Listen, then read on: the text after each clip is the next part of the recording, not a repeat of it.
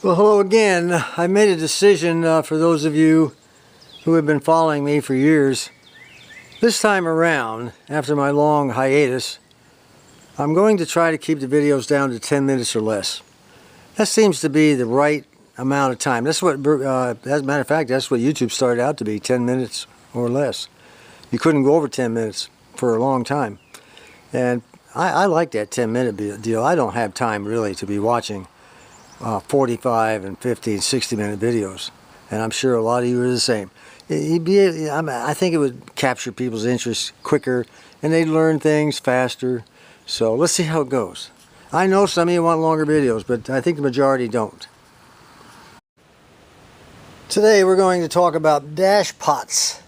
This one's on an Autolite 4100 carburetor, and this is the old one, of course. This is the new one, and as you can see, there's a big difference already. Look at the length of this threaded rod in the back, which is good actually.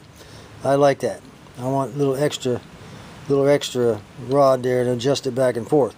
Now in the front, here's the biggest problem is in the front. I went ahead and told them I wanted this rubber cap for it when I ordered it from Mike's Carburetors. Mike's Carburetor Parts, I think is what it's called. Now look at the difference in length here between this rod and this rod. Well, you know, this, ladies and gentlemen, is a universal. It's called a universal dashpot. I think they all are that they make nowadays.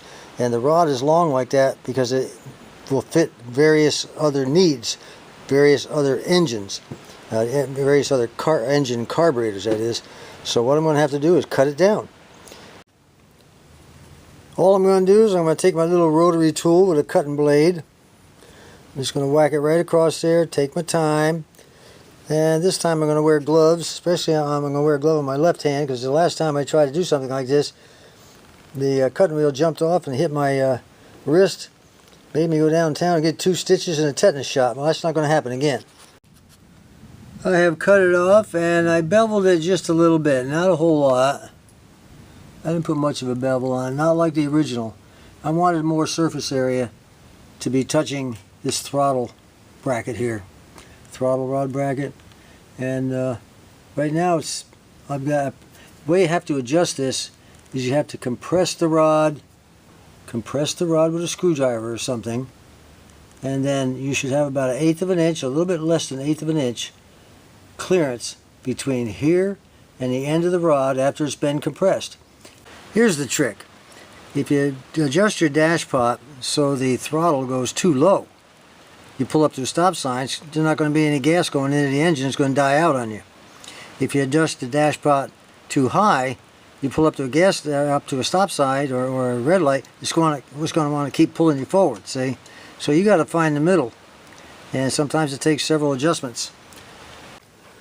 If this thing isn't adjusted right, just shut the engine down, adjust it again. And if it's still not adjusted right, shut the engine down, adjust it again. If you have to do it 15 times, so what? Keep going till you get it right. Alright, here goes. It's running a little high.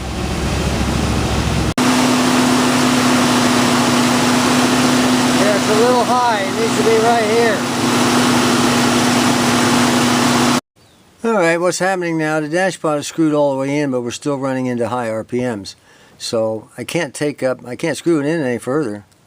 We got 1 thread left, so what I'm going to do is I'm going to have to whack this off just a little bit more.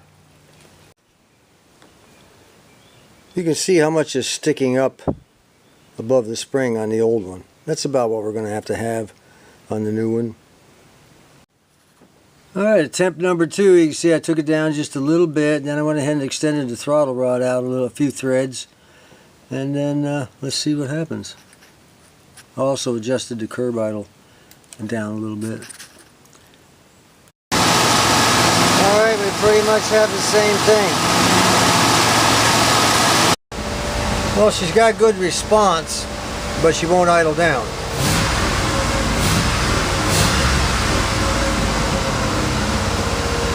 Alright, back to the drawing board. Well, what we have here is a failure to communicate. I took it down 2 more threads. Let's see what happens. Alright, that's a little better. But the choke plate and the carburetor is almost all the way open. Yeah, she sounds a whole lot better too. As soon as that plate goes all the way open, we'll see what we can do with it.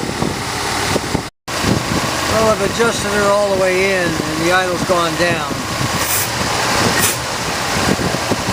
But not where I want it. Not where I want it. For some reason, this thing is pretty difficult to push in. Really hard. I'm going to put a little silicone spray on there and see what happens. We'll just give it a little shot. Well, that didn't help very much. It's still pretty hard to push that thing in. I don't know why it's that hard. It shouldn't be that difficult. I know it has to be some tension there, but my God, it hurts to even push it in with my thumb. Oh well. Time for plan B. There's always a plan B. Plan B is to put the original pot back on and see if we have any kind of difference. I'm trying to ascertain whether or not the problem is with the dashpot or the carburetor. Alright, one more time. I don't believe this. It won't start. Now let's see what our battery voltage is. I may have to go down and buy another one. I've already got it into positive. I'm just going to check the negative. 13 volts. Nothing wrong with that battery. I tell you what. Until next time, this is John.